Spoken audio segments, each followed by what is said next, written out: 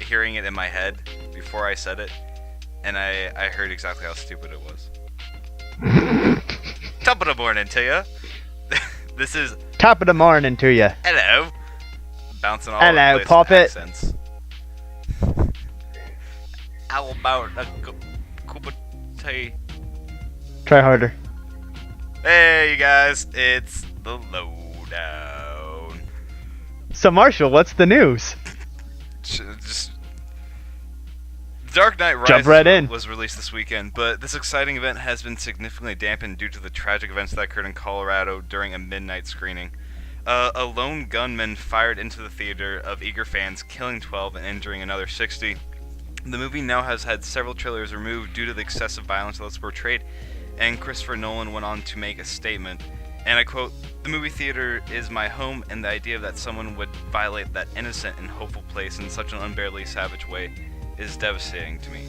On a bit of a lighter note, The Dark Knight Rises also debuted the first teaser trailer for the upcoming Man of Steel.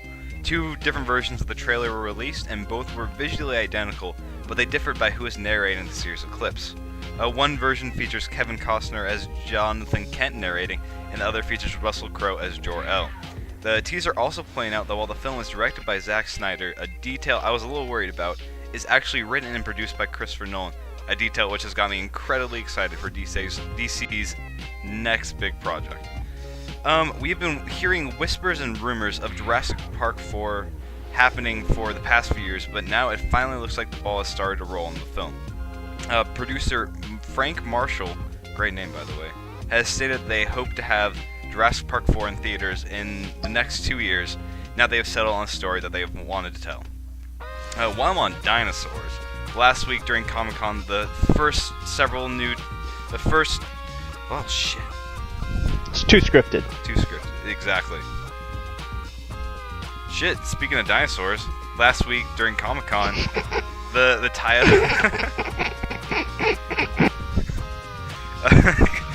Speaking of dinosaurs, last week during Comic-Con, the titles of the first several episodes of the upcoming 7th season of Doctor Who,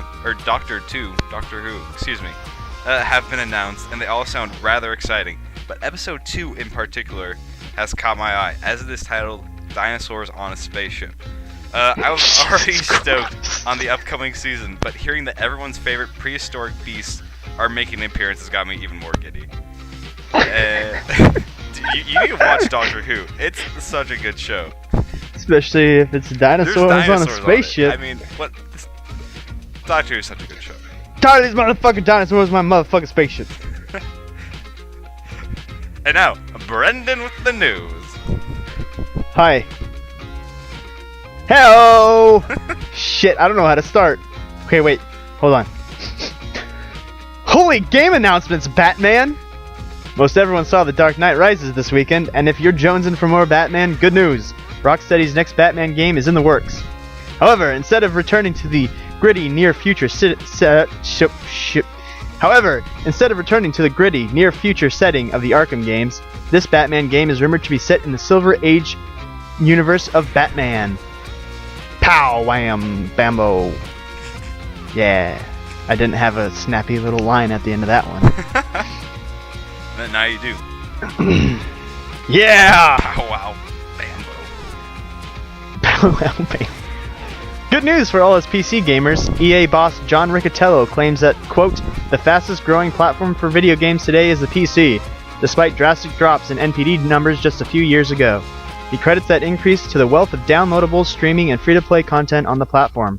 To which I say, no shit. The first screens for the Kickstarter-funded sequel to the old-school post-apocalyptic role-playing series Wasteland 2 have surfaced. If you're a fan of the original series or its spiritual successor Fallout, then get on this game's hype train. For those of you interested in DayZ but missed out on picking up Arma 2 Combined Ops during the Steam Summer Sale, which ended just last weekend, don't fret. According to Dean Hall, the mod's developer, a standalone retail version of DayZ is, quote, a certainty and will be appearing later this year. Speaking of zombie apocalypses, Hammerpoint's interactive new MMO, The War Z, looks to be a zombie survival game in the vein of DayZ, but with role-playing elements, skill systems, giant worlds to explore, customizable characters, and player-controlled settlements. Essentially, a DayZ focused less on realism and more on role playing. Best of all, the War Z will ship without a subscription fee and won't be based on in-game transactions. The closed beta will begin later this summer, and registration is now open on the game's website. Hey Marshall, you know how they say that art imitates life? I'm familiar with this saying. Yes. Well, if this week's news is any indication, then apparently everyone is really excited about the apocalypse and the world's about to end. Anyway, have a good week, everybody. Yeah, this has been the Lowdown. Once again, the heart Dinosaurs. Us at Power Chords, our hearts go out to the victims and the families of the victims of the Colorado shooting, and we're appalled by this tragic